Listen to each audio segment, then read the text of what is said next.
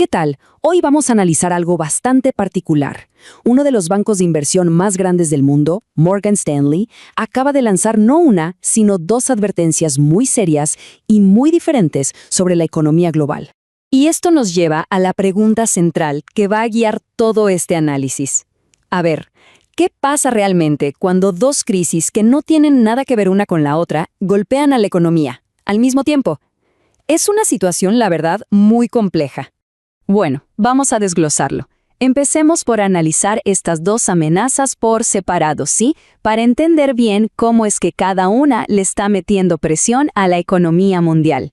Y aquí lo tenemos, el panorama completo, una al lado de la otra. Por un lado, la crisis que todos vemos, la que se siente en el bolsillo. Un shock geopolítico que dispara el precio del petróleo. Y por el otro, una crisis oculta. Una que se está cocinando por debajo en los mercados financieros, una crisis de crédito.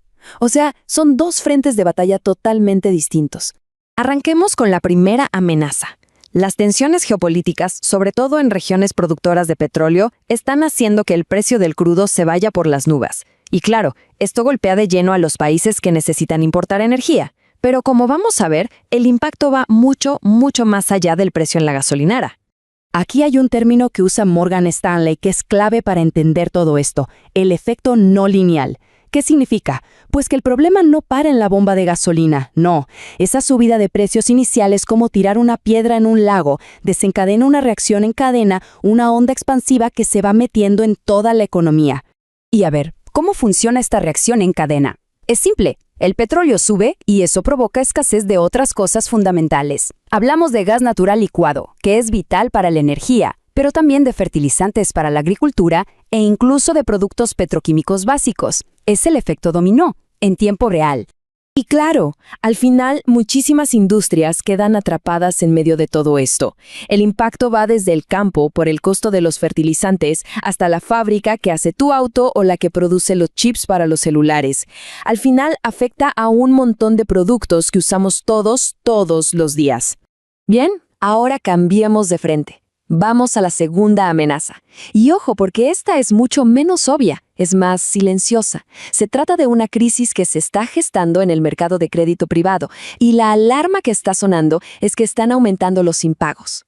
Para entender esto, hay que retroceder un poco, hasta la crisis de 2008. Después de ese colapso, las reglas para los bancos se pusieron mucho más estrictas, y eso dejó un hueco. ¿Quién le iba a prestar plata a las empresas con más riesgo? La respuesta, los fondos de crédito privado. Ofrecían rendimientos altísimos y, lo más importante, prometían que los inversores podían sacar su dinero fácil. Una promesa que, ahora se está rompiendo. Porque esa promesa de liquidez se está haciendo humo. El problema ahora mismo es que fondos gigantescos, hablamos de nombres como Blackstone y BlackRock, están bloqueando o limitando que la gente saque su dinero. En pocas palabras, los inversores quieren su plata de vuelta, pero no pueden, porque las empresas a las que estos fondos le prestaron no están pagando sus deudas. Y esto nos lleva a la pregunta del millón, ¿no? ¿Por qué de repente tantas empresas no pueden pagar sus préstamos? ¿Qué es lo que está pasando realmente? Pues resulta que es una especie de tormenta perfecta. Por un lado, las tasas de interés están por las nubes, y eso asfixia a muchas empresas. Pero hay un factor nuevo. Un jugador que lo cambia todo, la inteligencia artificial. La IA está haciendo que muchos programas de software de toda la vida, ya no sirvan, volviéndolos obsoletos. Y esto está destrozando los ingresos de las empresas de software, que, sorpresa, eran de las que más pedían prestado en este mercado. Y escuchen esta cita de JP Morgan porque es brutal. Básicamente dicen que este caos que está causando la IA era de esperarse. O sea, para los grandes bancos esto no es una sorpresa. Es una amenaza que veían venir. Pero volvamos un segundo a la crisis del petróleo para ver las consecuencias en el mundo real. Porque esto no es teoría, ¿eh? Los gobiernos ya están tomando medidas y algunas son bastante drásticas. Fíjense en esto. En India están racionando el consumo de gas. ¡Racionando! En Corea del Sur recortan impuestos a los combustibles. Y en Tailandia y Filipinas directamente están impulsando el teletrabajo o semanas laborales de 4 días. Todas son medidas de emergencia para una sola cosa: ahorrar energía. Muy bien, ya vimos los problemas a nivel macro. Ahora, La pregunta es, ¿cómo se navega todo esto? ¿Qué mentalidad se necesita para enfrentar un entorno económico tan volátil?